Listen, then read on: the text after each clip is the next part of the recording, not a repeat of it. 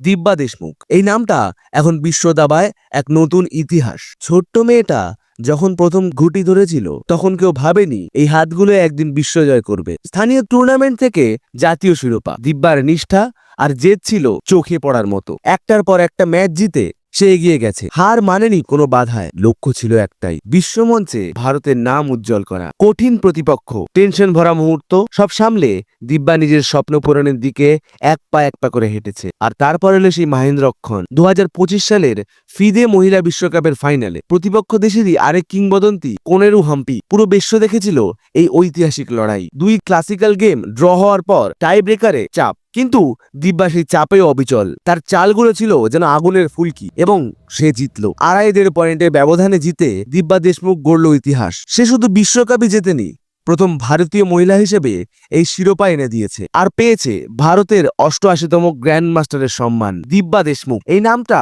শুধু একজন দাবাড়ুর নয়, এটা অদম্য ইচ্ছাশক্তি আর স্বপ্নের নাম। ভবিষ্যতের ক্যান্ডিডেট টুর্নামেন্টে সে আবার লড়বে বিশ্বসেরা হওয়ার জন্য। তার এই জয় প্রতিটি ভারতীয়র জন্য অনুপ্রেরণা। এই যাত্রা শুরু হলো মাত্র। অভিনন্দন দিব্যা।